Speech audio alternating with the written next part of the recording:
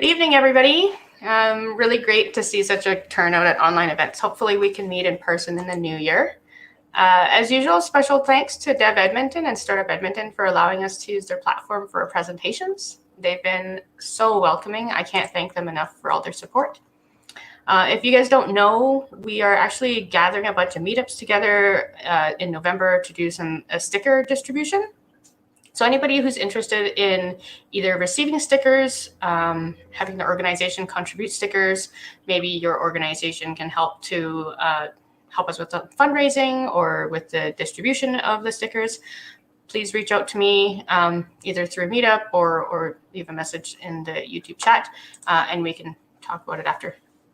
And then also for anybody who doesn't know about the YYC Dev and Design Slack group, I'm going to post the community inviter link in the YouTube channel a bit later. But please come and join us. You know, we talk about what's going on in the community and argue about which frameworks are best, which is a discussion that will never end. So never-ending conversation. What could be better? And so without further ado, did you know that the global public cloud computing market is set to exceed $300 billion in 2020? How much do you think an average enterprise spends on public cloud resources today? If more than 90% of the companies are already in the cloud. More importantly, how much of that spending is truly efficient? Our speaker today is a multi-cloud architect certified across all major platforms, including AWS, Azure, and Google Cloud.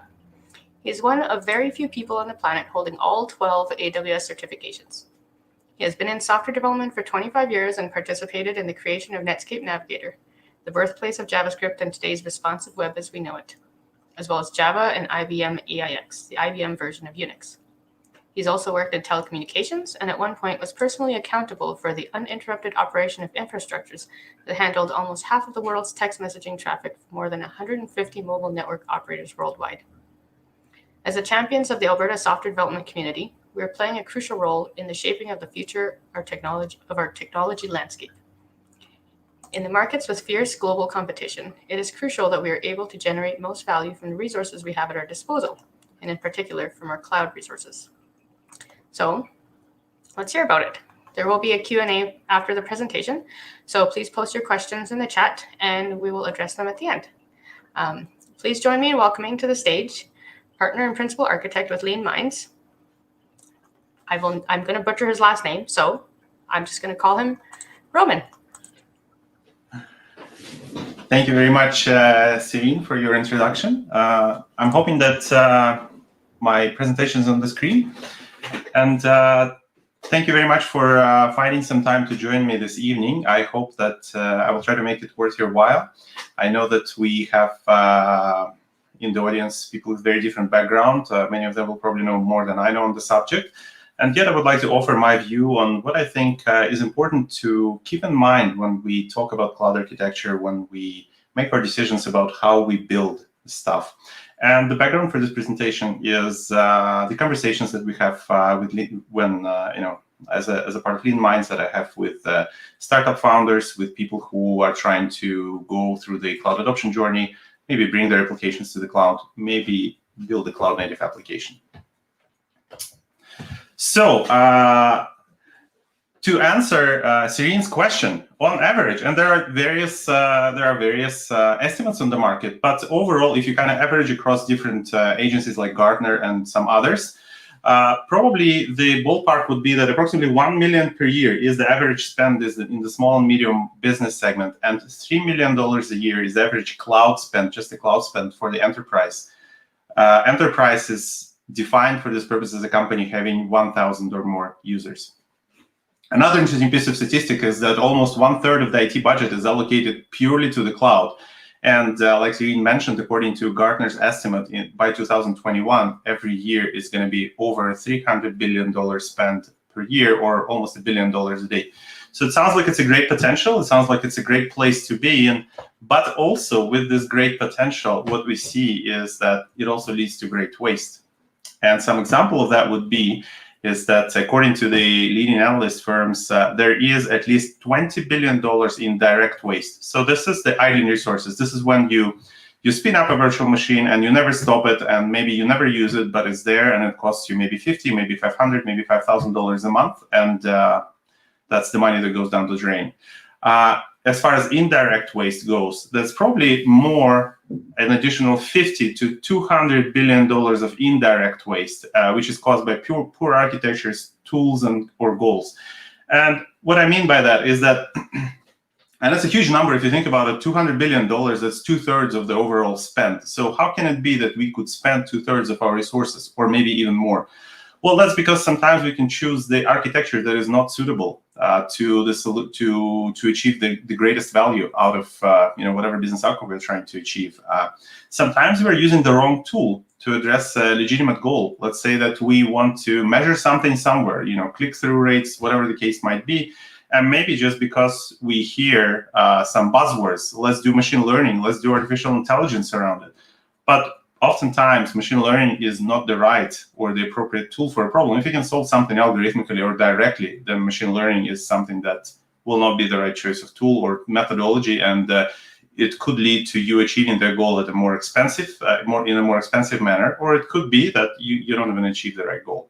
Or it could be that the goal itself is a poorly set goal. Very often, when we're faced with this idea of the cloud, and especially business owners who are not particularly educated in the tech world, you could see it everywhere. Maybe somebody is an owner of a large farm, and they heard that IoT can do miracles to them. So then they will install, 5 million sensors onto their, 300,000 combines and whatever machines they have. Then they will start generating streams of, gigabytes of data per hour. And then after that, now that they have incurred all this expense, they will ask themselves, so what kind of useful information can we get out of it? So I'm in the IoT world, what can I do with it?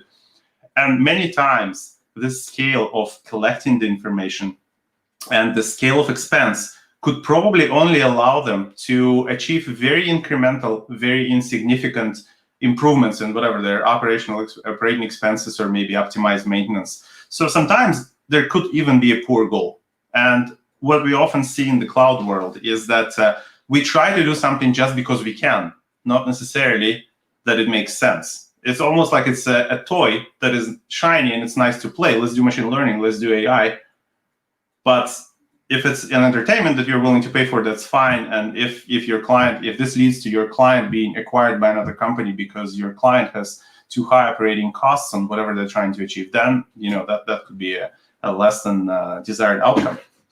An interesting quote that I would like to propose here, this is from the latest Gartner study. I think it was published a couple of months ago. They identified two major pain points in the IT asset management for 2020. The first one was about people being upset, about IT asset accounting systems.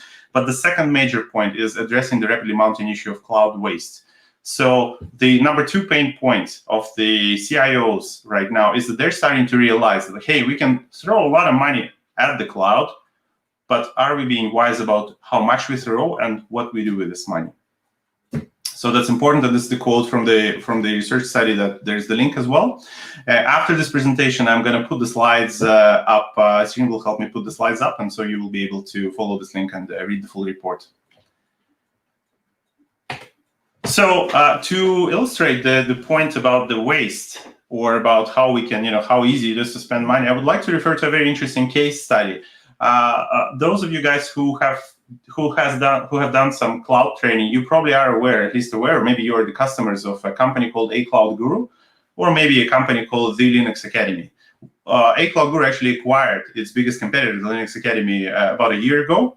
And if you look at the numbers, where they come from, they both had approximately 1 million learners at the time that this happened. And A Cloud Guru was taking pride in the fact that they were serverless from the start. And at the time they had 1 million learners. Their claim was that they had $5,000 annual cloud bill. And interestingly enough, at the same time, the Linux Academy, at the time of acquisition by A Cloud Guru, they were spending $2.7 million per year on the cloud. Now, to be fair, the product offering was slightly different. One thing that the Linux Academy was offering that A Cloud Guru didn't was the labs. So you could go and play on an actual virtual machine and do something. So the Linux Academy offered some infrastructure level resources, those that you have to pay for the time that you use it, to their users, but A Cloud Guru did not. So not a fully fair comparison, yet the magnitude of scale, 500 times more. So someone might argue that it's quite plausible that the reason A Cloud Guru was able to acquire the Linux Academy is because their business multiplier based on their cost base was not so high. And so the very first thing that they've done, as soon as they acquired the Linux Academy, they went in and they started to optimize costs. Approximately a couple of months after the acquisition, they published their first press release in which they provided a few metrics about what they did about the cloud spending. And this is one of the screenshots from this press release that shows, and I don't know if it's to scale, they don't provide the actual scale, but if we assume it's an honest graph, which I think it could be, so that means that the baseline is 0, and let's say every gray line there is 20%, then we can see that within 1 month, they are probably at what we could say 10 points on the 28th of May, if you just look at the green phase, versus the average of close to 100 points, and with a peak of some probably maybe 110. I think so, or maybe close to 100. Yeah, so that means that this saving was achieved in 1 month. In that press release, they're saying that they're hoping to reduce just the EC2 spend, so just the virtual machine spending, by approximately 30% in the first 12 months, because they will be able to switch to reserved instances to predict how many of them they need to use. The next biggest driver of their cost is RDS, same situation. So the database instances, they're also going to look into them. I expect that they will publish another press release in which they will say that overall they slash that bill probably by a factor of 10. I would expect nothing less but them saying, now we are spending, instead of 2.7 million, we're probably going to be spending like 250K or maybe 100K on the cloud in a year, while serving the same user base, so no service degradation. So that is the direct benefit that they could realize. And when you think about this, you could think, okay, maybe we know what you're going to say. You're going to say, let's just go full serverless. And of course, running a Lambda function or a cloud function is cheaper than running a virtual machine. But it's not just that. It's way more than that. I would say that manipulating the level of abstraction that you have from infrastructure as a service to maybe platform to go in serverless in different layers of your web architecture, this is the most obvious way of spending your money most efficiently in the situations when you can do it. But there's more to that. And I would like to mention what used to be, until very recently, just the AWS thing. But now Azure and Google Cloud, they have it as well, with very similar names. Google Cloud, they always name things slightly differently. And this is the concept of a well-architected framework. For those audience who have been AWS practitioners for a while, they probably know that AWS has been evangelizing their concept of well-architected cloud framework for almost 8 years right now. Their most recent revision is only published in July 2020, but it goes all the way back to 2012. As far as I'm aware, I might be wrong, but based on what I know, both Google and Azure, they only published the first versions of their equivalent frameworks in this summer. I know that Google had it in internal works, so they used it internally but didn't publish. I'm not sure about Azure, but what we have right now is that the three major cloud operators, they all say that there's something that we would like you to know about how we think it's good to build cloud applications. And so let's take a look at what they mean by that and what is actually the purpose of this framework. I created this table where I wanted to compare and to relate the different components of what three major cloud platform operators include in their well-architected frameworks. In case of AWS and Azure, they talk about what they call 5 pillars: operational excellence, security, reliability, performance efficiency, and cost optimization. And in case of Google Cloud Platform, again, they're slightly different. They combine performance efficiency and costs into 1 pillar, so they have 4 pillars, but in principle, it's one-to-one relationship. So in this table, I was trying to summarize the different aspects of what the platform operators believe is important to build an application that will achieve business outcomes without wasting too much of your customers' money. And if we go over them one by one, it's not the purpose of this presentation to really go into detail, but just more so to point that what was important for the previous use case. So if we go maybe for a second to a couple of slides back. So this case study, A Cloud Guru acquiring the Linux Academy and probably reducing their cloud bill by a factor of 10 or a factor of 20. That would probably go in the performance efficiency pillar, where they wanted to make sure that they're choosing the right types and sizes of resources. But this is just one aspect. Other aspects around that is that, for example, if we think about operational excellence, over here, the level to which we automate the build, test, and deploy processes is directly related to how much value we're getting out of a dollar spent. I would say that it's a very interesting aspect because at least in my personal experience, in conversations with startups, very often a conversation will go along the following lines. What kind of problems are you facing in your cloud journey? And the response that I would hear from startups would be something along the following lines. Well, we have a very strong team. We have amazing cloud architecture. We really just need a little help here and there. But the biggest problems that we're facing is, for example, we build the next version of our application and we don't know if the deployment was successful. And this is a very interesting point because, and I will go to it later in the presentation, and I'll speak about learning.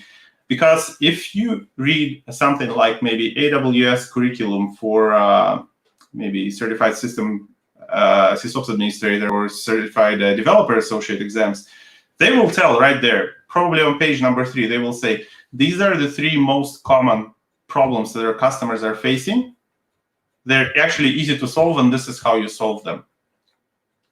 This shows a very interesting gap in awareness. So a startup, or maybe not a startup, maybe a stable company, they might have a top-heavy architecture team.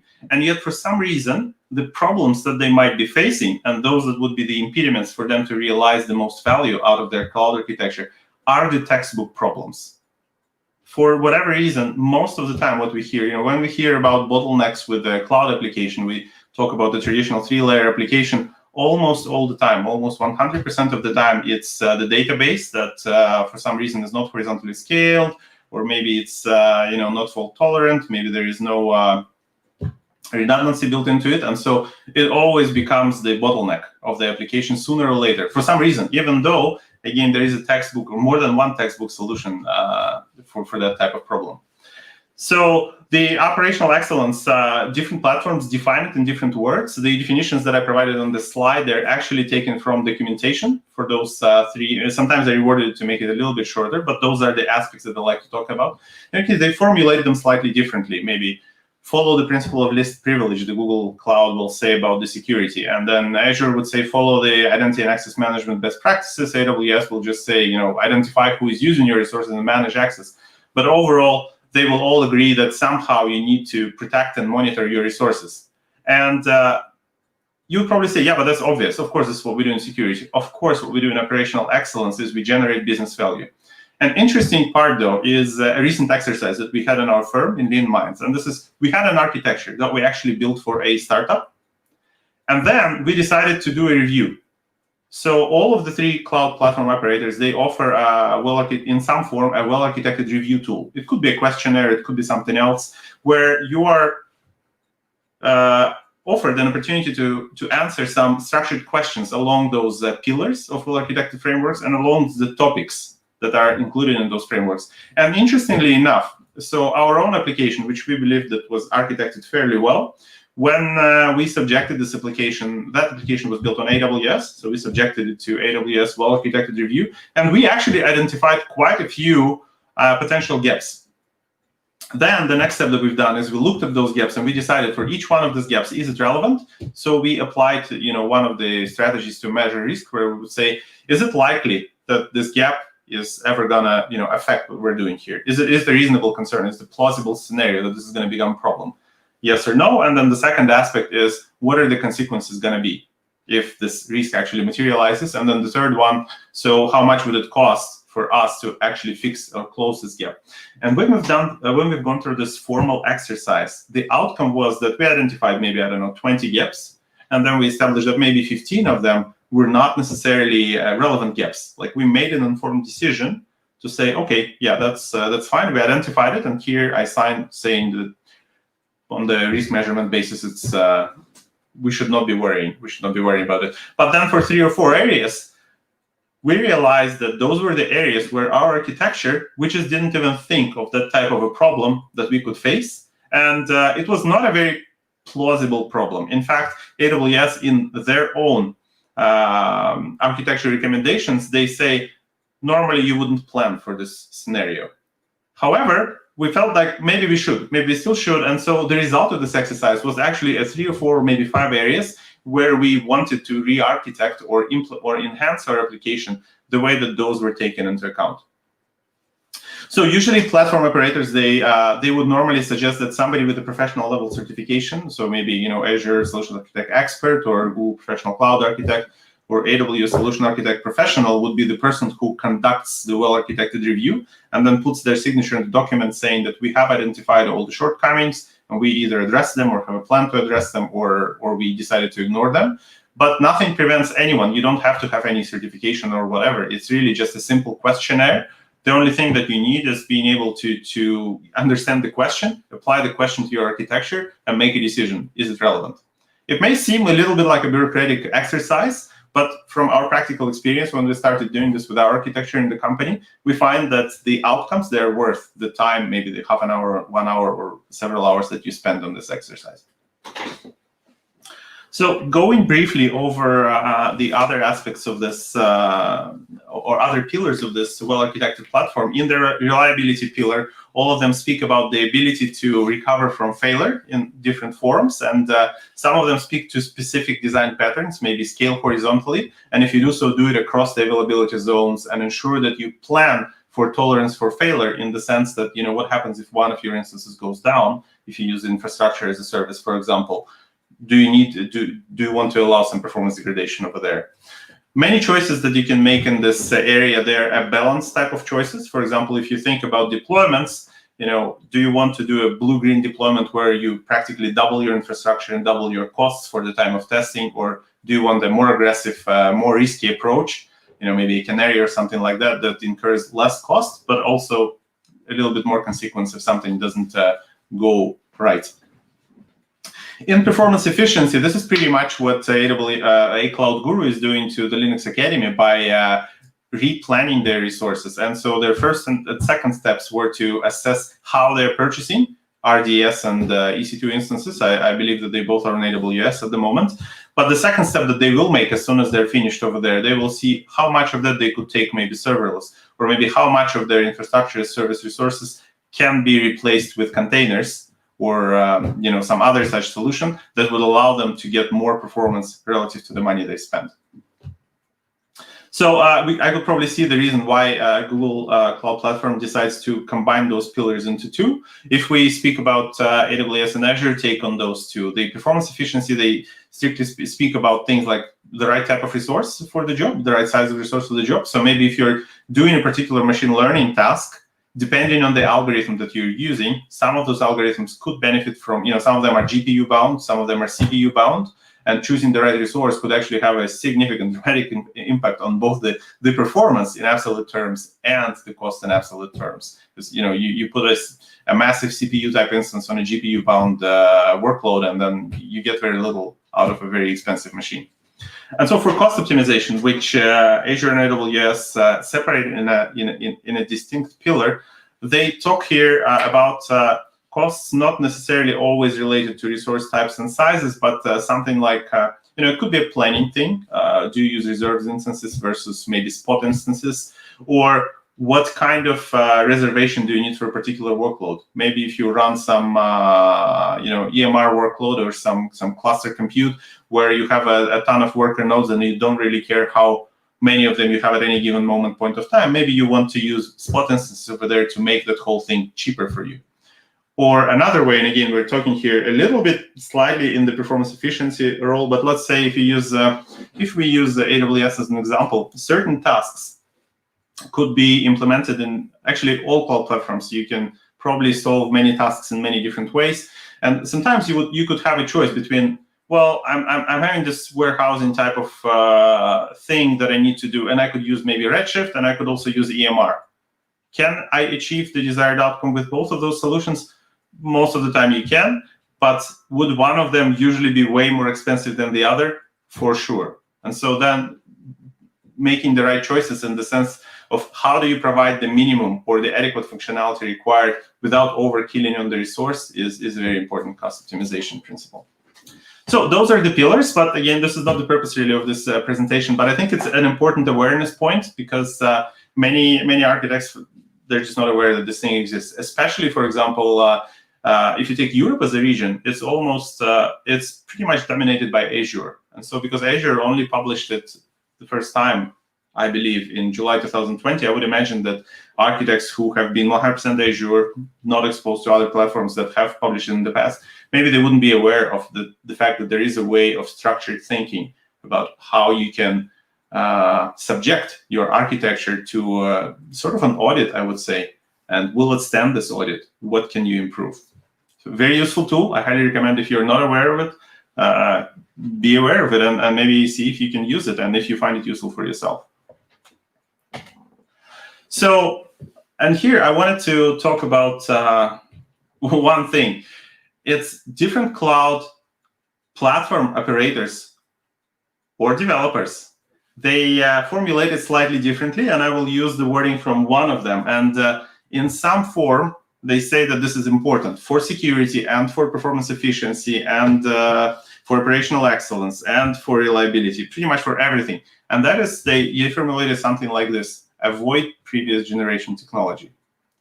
So now that means, sometimes this means that use serverless and build a stateless application instead of using infrastructure as a service if you can, but it's not always that you can. Sometimes they also mean something like maybe load balancing solutions. Because cloud evolves so quickly, all of these cloud platforms, they would have some previous generation technology available for use. You would still have them in the product documentation and the white papers. Some of them will be more diligent than the others about informing us that, oh, hey, don't use this. AWS is pretty vocal about the fact that please do not use EC2 Classic, because this is something that we created first, and then we don't want you to use it. They in their learning curriculum, they mentioned that this thing exists, but we don't recommend it. So the idea here is that sometimes we can fall into a trap of doing something the way that we used to do it, just because we know one way of doing it, and this could be the best way 3 years ago, right? So, for example, maybe if you have to have a serverless database and you have to have and it have to be on AWS, and under those parameters, maybe you say, well, kind of more or less the only thing that I can have there is DynamoDB, so maybe I need to move my workload from SQL to NoSQL. But then, as of last year, or maybe earlier this year, you can also have Aurora serverless, which would be a SQL database with transactions and everything, and yet it could be serverless. It would be slightly differently serverless than the DynamoDB, but it can be. And so oftentimes, again, when we speak to startups about what kind of architectures they come to us with, those architectures would be built by very brilliant people according to the best available knowledge, but as of 3 years back. How is that important? Well, if you think about the pace of innovation, and the reason I'm using AWS example here is just that I'm more aware overall of this platform than the other two. This is not to make one of them, to promote one of them over the others, not the point. But just this week, right? So 11th of November, they announced the launch of a gateway load balancer. It was an important networking advance for AWS. I think they're trying partly to mitigate some of the concerns that their customers had over, Google Cloud having global VPCs by default and AWS having regional VPCs. So there's some design considerations and networking that come out from that. And then a week later, today, actually, this technology is maybe 12 hours that it has been publicly available. Of course, it was available for partners who were developing for it, because they announced this network firewall as a new VPC feature, and then many partners at the same time, they announced that yes, our solutions are compliant with it. So another layer of security, a slightly different version of security for your VPCs. And if you don't know that it exists, if for some reason you're not aware, then you could continue building stuff without it, and maybe spending more time, more effort, and probably accumulating technical debt in the same sense as we can accumulate technical debt in software development, because of just not being aware. And so we can probably summarize this by this. I don't know. I think I read it some blog post or newspaper that the new normal is getting old fast. It's very important to stay current, because if our goal, let's say that you work for a company, I don't know, like A Cloud Guru or the Linux Academy, If you're in a situation where you have a $2.7 million bill, this is not to pick on them, right? For whatever reasons, maybe that was the valid decision-making that they had there. But if your company, let's say some other company, has a $2.7 million cloud bill, and then somebody else runs it for $500 or maybe 10,000 or 20,000, doesn't matter, then it could mean it could mean very big difference in terms of the sustainability of this business. You could run out of business just because whatever you do, it costs 10 times as much. And because of that, I think if for cloud architects, for cloud developers, it's super important to be current, to be able to create value.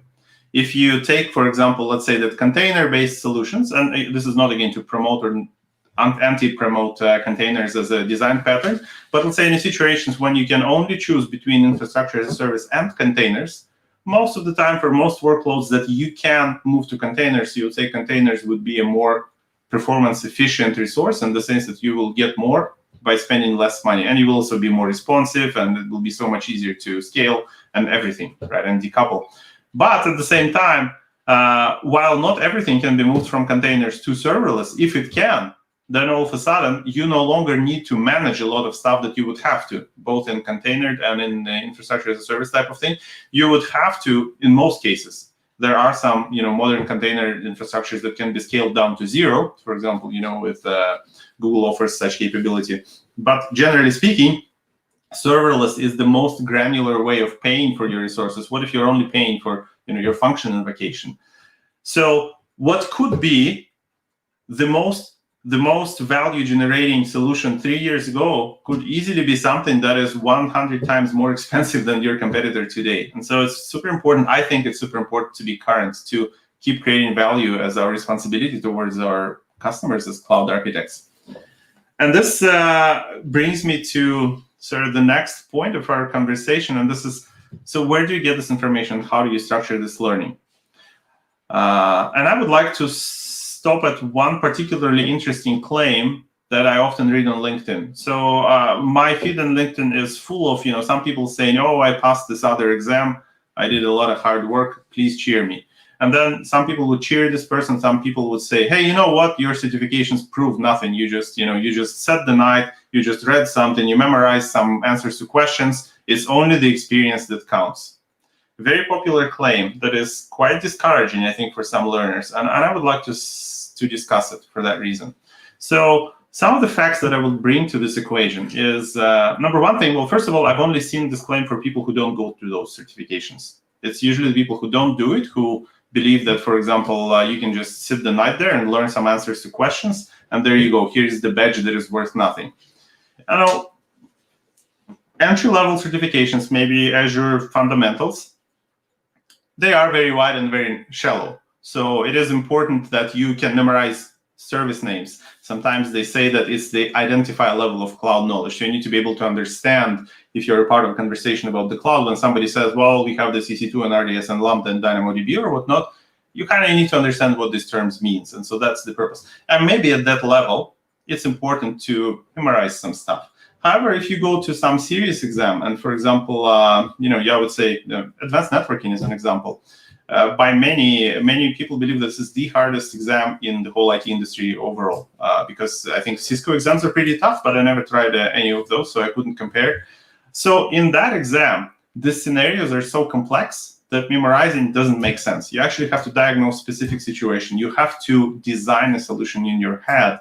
And sometimes you have to be so on top of your game that you have very little time to think about it. Solutions Architect Professional, another exam, the very common, if you read the feedback about people who went there and who studied for it, it's like you have to be very good at speed reading, because they will give you, a scenario that is 5 paragraphs and you have 2 minutes to design a solution. But if you read slowly, maybe you even don't finish reading by the time. And so here are some facts that I would like to propose to throw into a conversation about certifications prove nothing. It's only the experience that counts. Number one, and I think this is the most important fact, exam curriculum. So if somebody goes and studies for, Azure Solutions Architect Expert, is what the Azure developers themselves believe it's important to know to work in that role as of today. So what it means is that, for example, if I take the DevOps professional exam for AWS, it was first introduced in 2014, and then I think they made one major revision, but they in fact continuously update them. They remove questions that relate to old services, to anti-patterns. They introduce some new questions, usually after 6 months after a new service has become available. So they give you tolerance of about 6 months. They expect that it's okay that if you're not on top of your game for 6 months, but if we launch this, whatever gateway firewall, and if you're not aware about it in 6 months from today, so sorry, you have to know it, you have to be current. So in reality, that means without discussing whether you want the badge or the certificate itself, it's very difficult to say that somebody can claim current knowledge unless they're in a position where they say, you know what, I can go and I can answer those questions, no problem. How would they know that they're ready? Well, the platform developers, they themselves, they update the curriculums, and you don't have to actually go to those exams to study.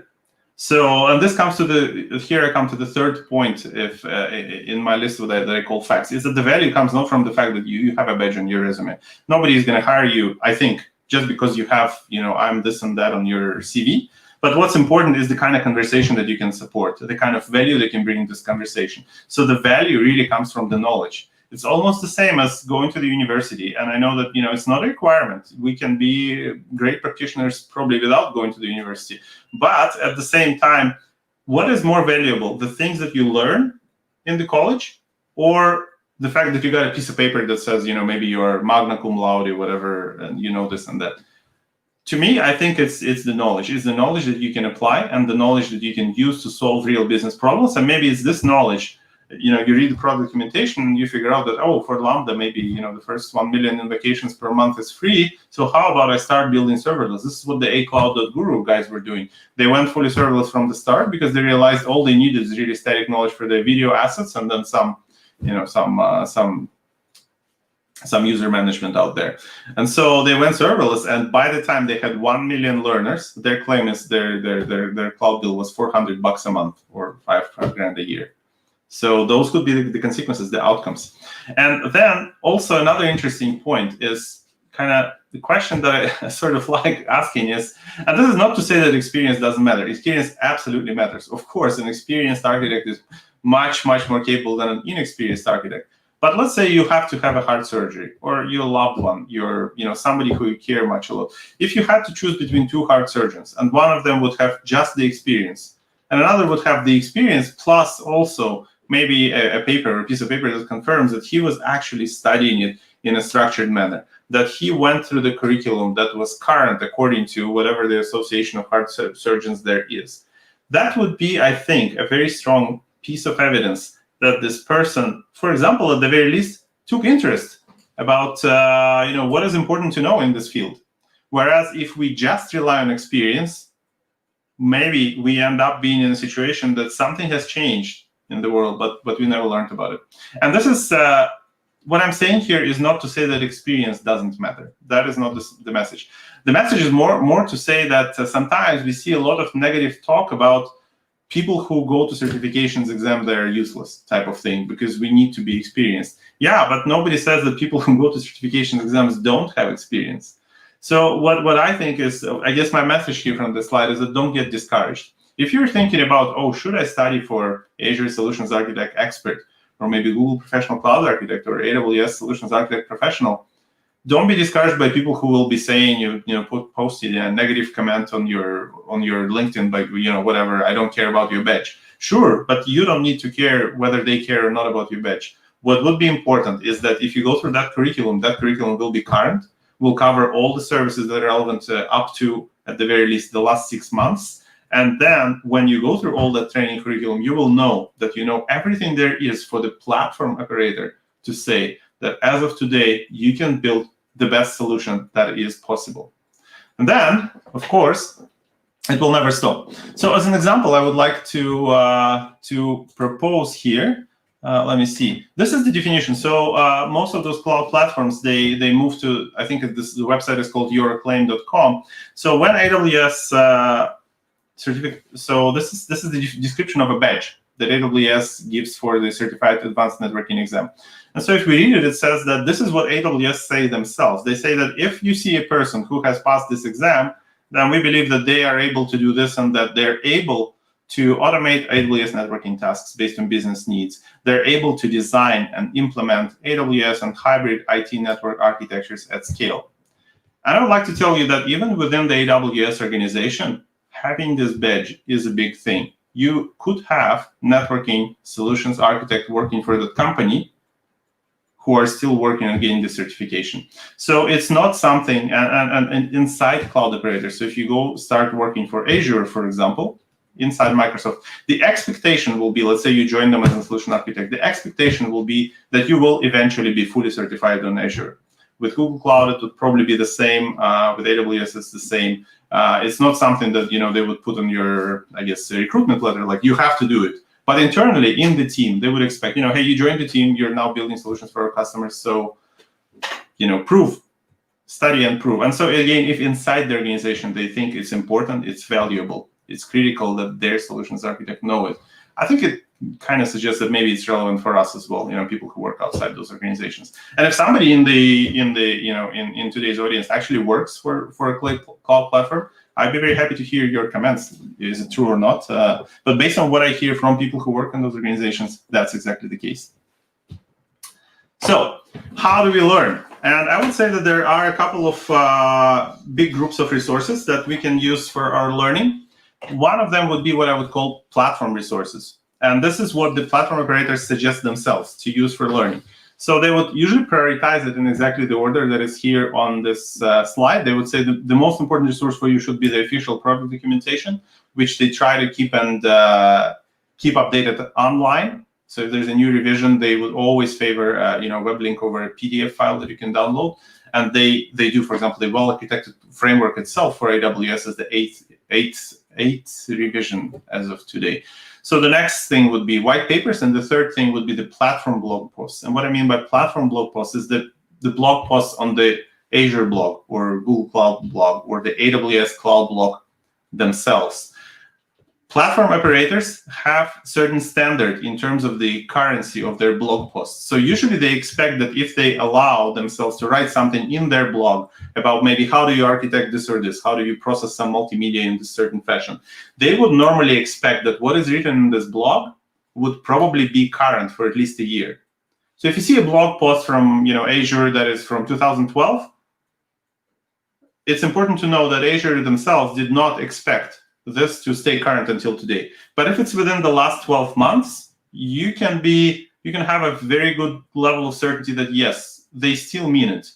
And then they could maybe remove it, or maybe they could say, okay, that's too old. So that's sort of the expectation. White papers are updated all the time, official product documentation updated all the time. Blog posts, sometimes they stay. So the life expectancy is probably about 1 year. And there also are some third-party resources. I'm not affiliated with any of them, and here I listed them in alphabetical order. So one of them is A Cloud Guru, which now also includes the Linux Academy. Those two will probably were the biggest learning resources, and I think each one of them had their following, and there were some arguments on Reddit, something like, oh, I prefer courses from this, or I prefer courses from the other. Now it's all one combined platform. Adrian Cantrell, I think he used to work for the Linux Academy in the past, but I'm not sure. But now he has his own platform and publishes some of the learning courses, mostly for AWS platform, I believe. John Bonsall, tutorialsdojo.com. Stefan Marek, he is mostly active on Udemy. So on Udemy, you can find a ton of different courses. This is not to discourage you from taking courses from any other author, but I think that his courses are usually a fairly high quality, or considered so by the community anyway. So I think that's probably, I would say that it's more about your learning style, what you would prefer, and it could be that maybe the way that Adrian Cantrell explains it would work better for you than Stefan Marek, or the other way around. Find your own speaker to listen to. We're all different learners, and those teachers are also all different teachers. Overall, I would say if we compare third-party resources with platform resources, the platform resources are way more comprehensive, but also much more voluminous. Third-party resources are a little bit, you can think of them a little bit as a shortcut, because they try to optimize your learning more so with the goal to, more targeting the exam part than the learning part, but relatively. They still, I think, if you get to a serious level course, for example, Solution Architect Professional, they would say our goal is to teach you the platform. Whether you want to take exam or don't want to take exam, that's a completely different story, right? But platform resources are even more comprehensive than that. If you go into if you go into Alexa skills exam, the best thing that you could do is not only take an Alexa course from the third-party resources, but also complement it with reading the white papers on Alexa, and that would be maybe, I don't know, 600-700 pages of documentation. So then gauge your appetite. Would you like to become an expert, or do you want to just get to advanced level at which you are okay to prove your knowledge in the exam? What else? Yeah, so the final thought for today's presentation, and I promised Irene that I will finish speaking in 45 minutes, so I think I'm about right there, is I think the key there is we need to keep learning. It changes so fast that let's just keep learning and be awesome. And with that thought, I would like to thank you for being a part of this conversation. If there were any questions during this streaming, I would like to invite Serena. Maybe she could share them with me. Thank you very much. Yeah. Thanks so much for that talk. It was great. I think we focus so much on the development part of the software process that DevOps and cloud architecture is something that we often overlook. And I think you're right. This can lead to higher expenses, lower performance, and potentially some compromised security. So I didn't see any questions in the chat, which is great because I thought of some during your talk that I wanted to ask you about. So it sounds like, from your experience, cloud architecture can be quite a complex task to tackle. So how would you recommend that startups manage that with a smaller budget? The general recommendation that most, excellent question. Yeah, general recommendation that most cloud platform developers would move forward to a startup, they would say, number one thing, try to simplify it as much as possible. So ideally, you want to have a very clear idea in your head what exactly is it that you're trying to achieve. The clearer you have this understanding, the simpler your architecture can be. Sometimes we can see flow charts somewhere on LinkedIn. People are posting, this is how I combined 5,200 services all together, which is great. But if you can achieve it with 3 services, that's almost always better and cheaper. Generally, there is a tendency to recommend serverless architectures if you can build a fully stateless application. So if you go towards the path of trying to be as stateless as possible, as decoupled as possible, trying to work towards the microservices whenever that's appropriate, then it is quite likely that you could go fully serverless, and then that would usually be the most cost-efficient and also the most easily scalable and independently scalable at individual layers type of architecture. So probably along those lines. So would you then say that every team needs a dedicated resource who handles the cloud architecture, or can they do it on their own and then bring somebody in to look at it after? I would say that along the same lines as, one of the DevOps principles, we can formulate it differently, but we could say kind of operate what you build, the idea. So build for yourself and be able to operate it. I would say that much of that is applicable to cloud architecture as well. I would recommend, so if I were a leader in a technology, let's say in a development shop, I would ask every developer to take at least the foundational course, at least the foundational curriculum. Maybe if you're an AWS shop, Certified Cloud Practitioner, or Azure Fundamentals. In case of Google, they don't really have an entry-level exam, but Associate Cloud Engineer would be the best bet, so that everyone on the team is aware. And then most likely, if you're a startup and if you use very good design principles on the software development side, it is quite likely that your architecture is going to be simple and elegantly simple and beautiful, and you don't need a dedicated architect for that. And then maybe if your requirement grows, you could invite someone for advice like that. So are you saying that somebody on the team should know at least the basics about cloud architecture then in order to make those decisions for the project, at least in the initial stages? I would even argue that everyone on the team should be at least able to speak cloud to some point, because we need to make our decisions as developers. How do you develop the application? What will be your underlying? How do your processes talk to each other, or whatever you do? And if you don't know how cloud works, it is possible that you make some architectural choices on the software side that could then drive either expensive or inefficient cloud architectures afterwards. So I think it's super important at the very early stage that you know how the cloud will work anyway, and then design for the cloud or with the considerations for the cloud, for the value, but also for the cloud.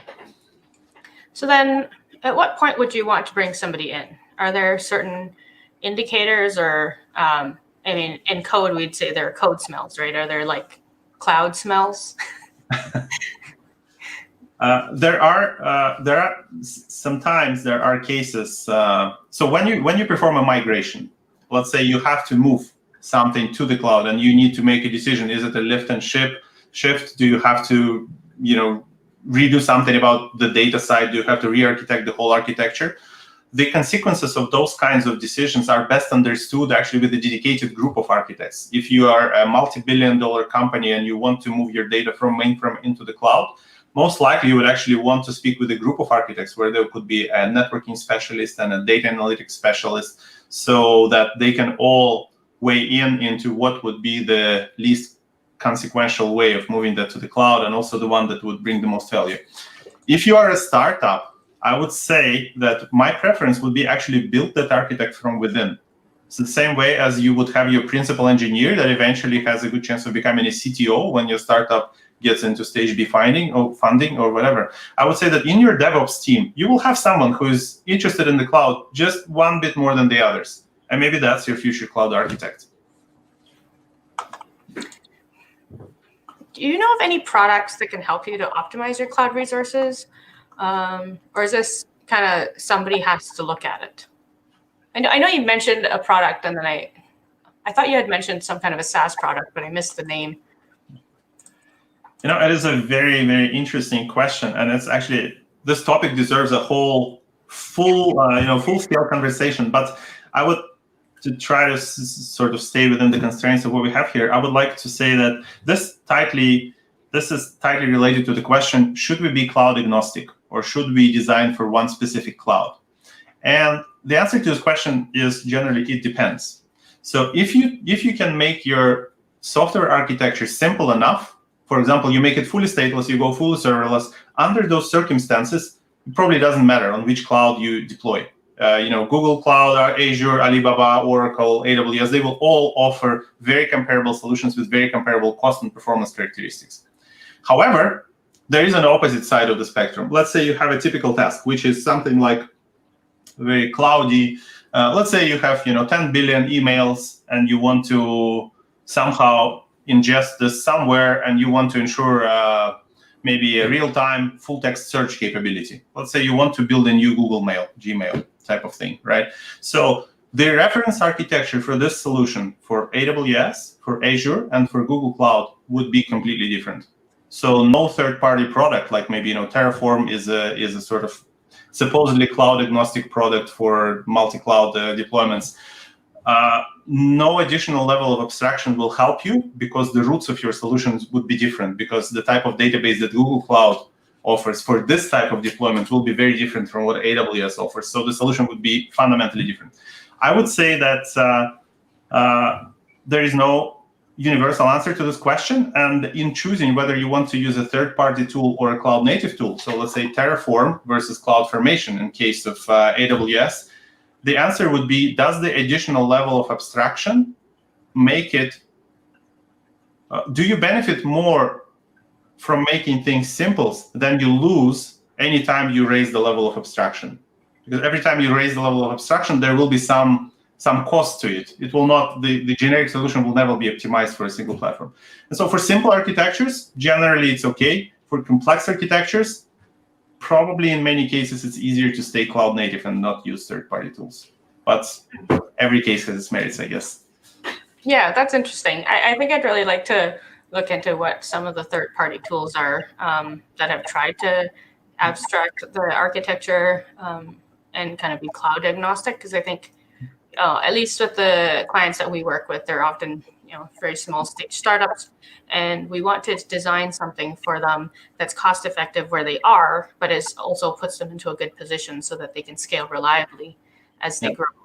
Right, and so that's always an interesting trade-off. And most times they don't really have the budget to bring in a specialized cloud architect, right? So we have to try to provide for them what we can. And some of them come to us with saying like, oh, we have these free credits on AWS, or we have these free credits on Azure, and so they have specific cloud architectures in mind, not necessarily because it benefits the product, but that's just where that's what they can afford, right?